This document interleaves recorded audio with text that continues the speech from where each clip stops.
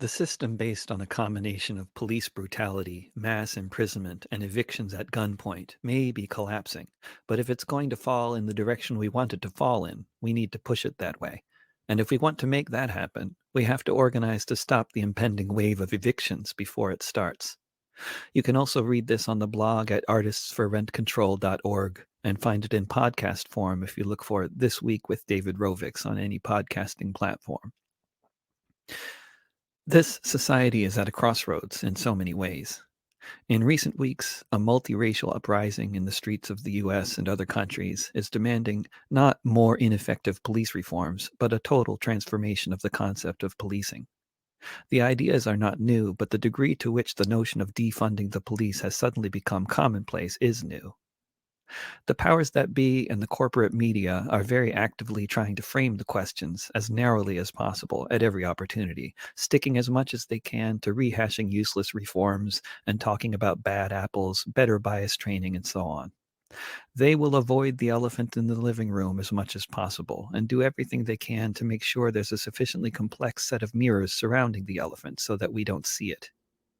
The reason they must avoid the elephant at all costs is because the horrifically unequal and unsustainable system of capitalism, this corrupt plutocracy that we live in, can only be held together through constant deception and the threat of armed force and imprisonment.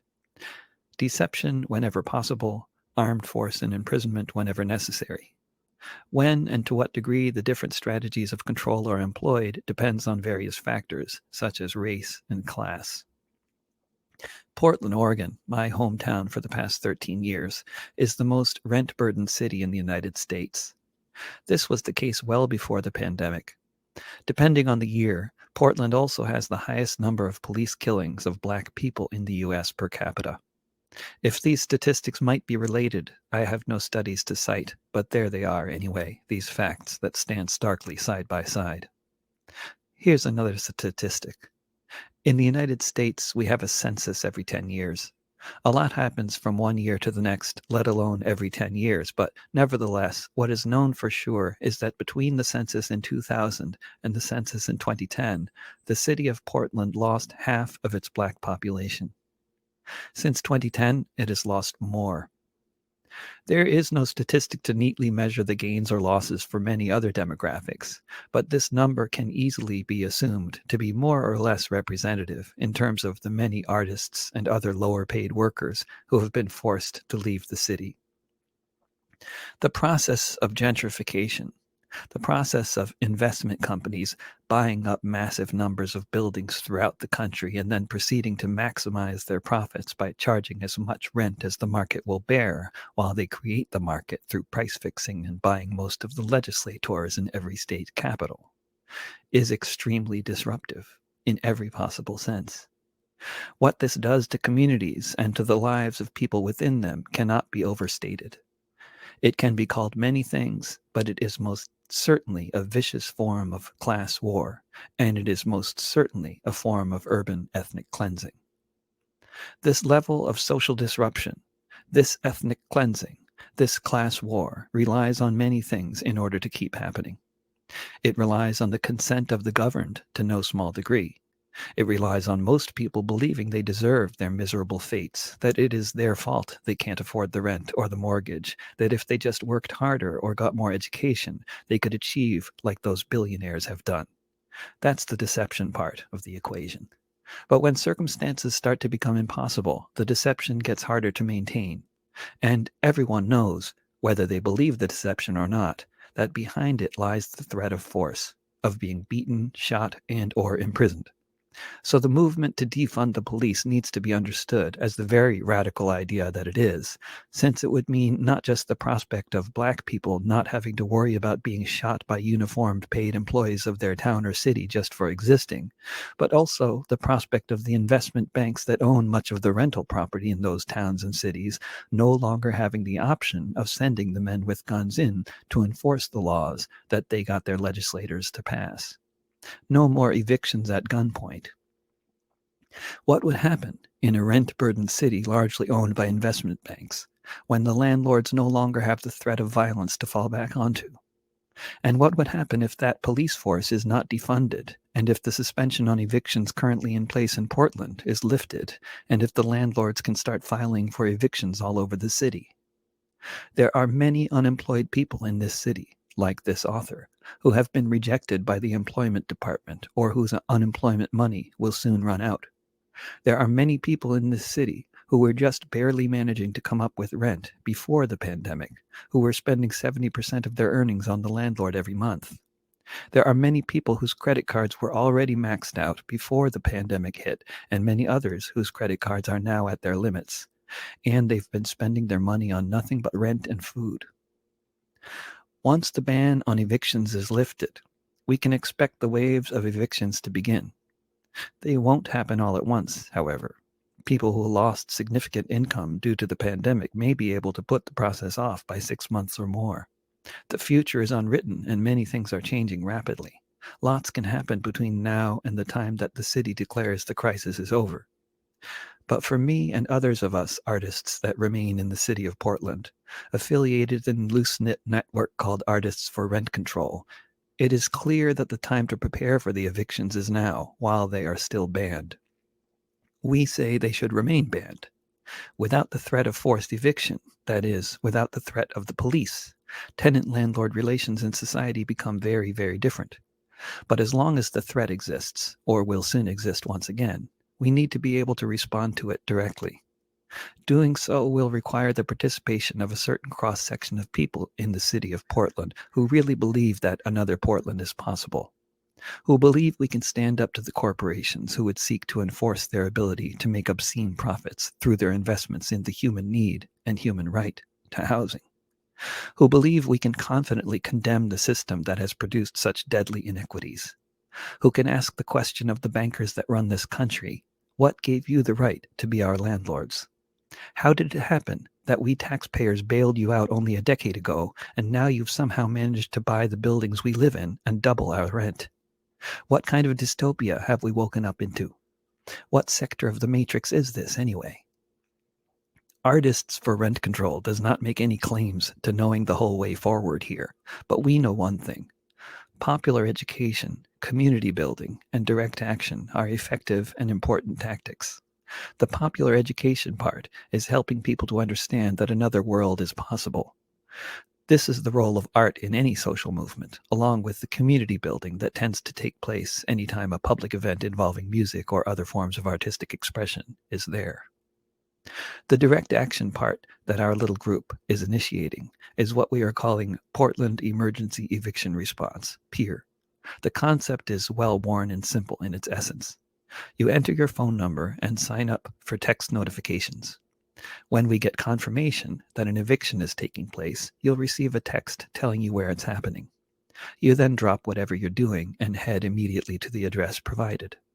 What happens next depends on the situation and is impossible to predict with certainty, but the fact is that it is often the case that just a few dozen people showing up to an attempted eviction will cause the cops to give up and leave.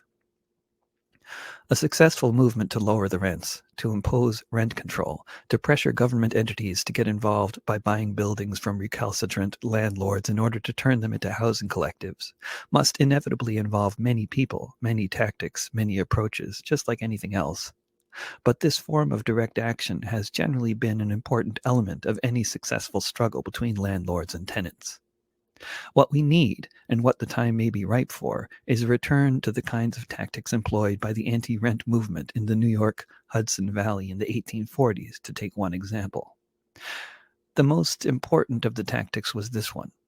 Whenever the landlord sent in the police or some other armed group to try to seize the property of a tenant farmer family or evict them from their farm, the farmers would blow a tin horn, which would reverberate throughout the rolling hills of the region. Within an hour or so, hundreds of other tenant farmers would show up, generally on horseback, wearing disguises, and armed. For 9 years of what became known as the rent strike wars, the tenant farmers of the Rensselaer estate did not pay their rent and did not get evicted. Though there were many standoffs between masked rent strikers and police, for 9 years, not a shot was actually fired in either direction. For 9 years, every time, the police retreated.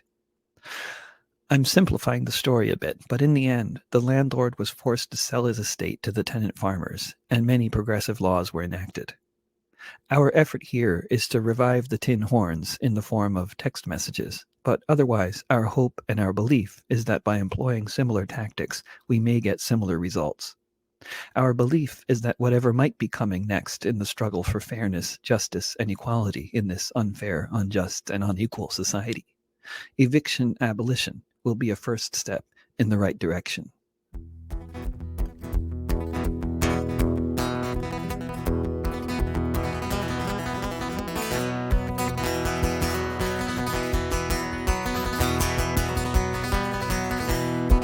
The patroons came from Holland to America, became landlords where none had been before.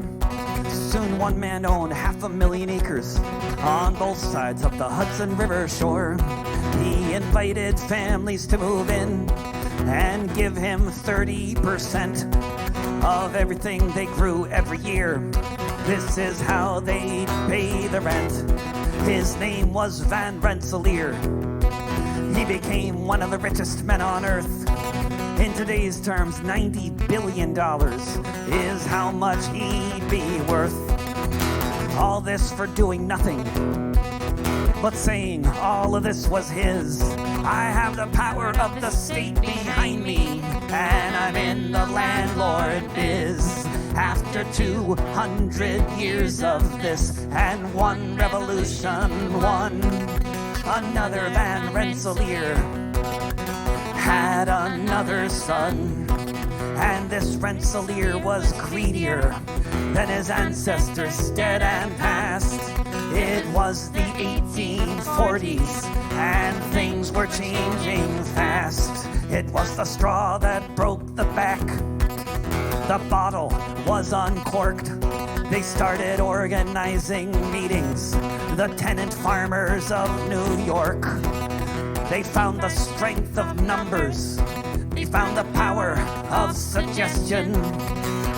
They found each other asking the same question. Who gave you the right to be a landlord? To live a life of ease while others toil? Who gave you the right to be a rich man while the rest of us pay you so we can work this soil? They vowed they would stop the rent collection.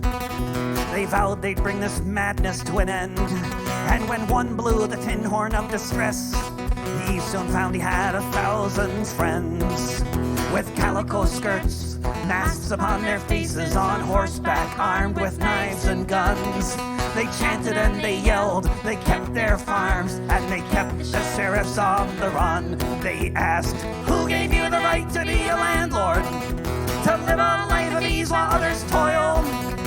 Who gave you the right to be a rich man while the rest of us pay you so we can work this soil?